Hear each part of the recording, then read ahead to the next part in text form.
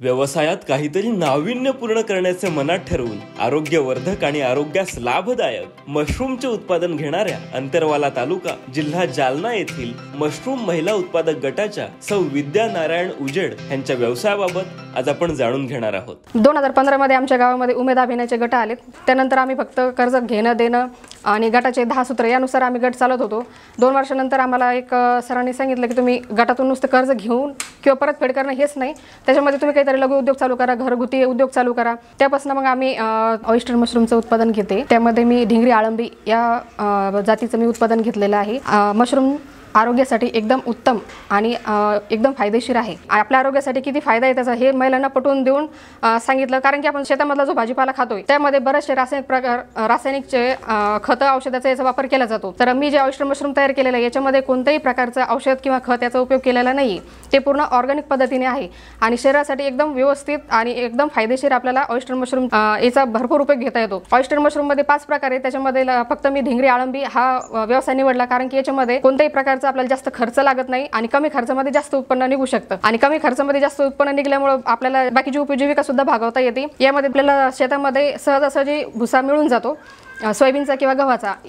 या भुशाला आपण 12 ते 15 घंटे पाण्यात भिजू घालायचा, त्याच्यानंतर दुसऱ्या दिवशी उकळत्या पाण्यातून गरम करून त्याला कल्टिवेशन करायचं आणि थोड्या वेळ थंड याच्यामध्ये भिजू घालून मशरूमचं बी स्पॉन म्हणतात त्याला, ते बी आपण बेड भरू शकतो। मशरूम आरोग्यास किती फायदेशीर आहे ते ताई नेहमीच सांगतात। ऑयस्टर मशरूमचे फायदे भरपूर आहेत। कित्येक तरी रोगावर ऑयस्टर मशरूमचा उपयोग घेऊ शकतो आपण, कारण की मोठा मोठा जो कॅन्सर आहे त्या रोगावर सुद्धा प्रतिबंधकारक म्हणून आपण ऑयस्टर मशरूमचं सेवन करू शकतो। त्यानंतर लहान मुलं जे माती खातात त्यांना आपण जर ते तेला मिठात करून दिले तर ते माती खाणार नाही।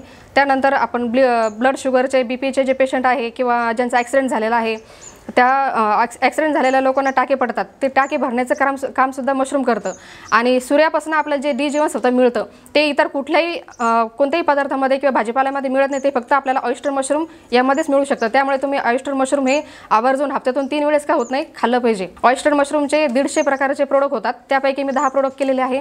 ऑयस्टर मशरूमचे पावडर पण आहे, ड्राय मशरूम पण आहे, त्याच्यापासून मी पापड बनवलेले आहे, नूडल्स आहे, बिस्किट आहे, लोणचं पण आहे। ऑयस्टर मशरूमचं उत्पादन करताना आपल्याला ह्युमिडिटी म्हणजे आर्द्रता आणि तापमान याचं नियोजन करणे आवश्यक आहे। ह्युमिडिटी आपल्याला 23 ते 27 अंश सेल्सिअस पर्यंत ठेवावं लागते आणि तापमान हे 20 ते 26 अंश सेल्सिअस पर्यंत तापमान ऑयस्टर मशरूमला उत्पादन घेण्यासाठी योग्य आहे। आम्हाला एका वर्षामध्ये ऑयस्टर मशरूम पासून 2 ते 2.5 लाखापर्यंत उत्पन्न आम्ही घेतो आणि आमच्याकडे बरेचसे कस्टमर डॉक्टर लोक आहेत, ते कंटिन्यू घेऊन जातात। एक पोलीस आहे, ते पण कंटिन्यू घेऊन जातात। तर 400 रुपये प्रति किलो फ्रेश मशरूम आम्ही देतो आणि ड्राय केलेलं 4000 रुपये प्रति किलो, कारण की 10 किलो जर फ्रेश मशरूम आपण ड्राय केलं तर 1 किलो भरतं, त्या हिशोबाने 4000 रुपये प्रति किलो या दराने मी मशरूम मार्केटला विकते।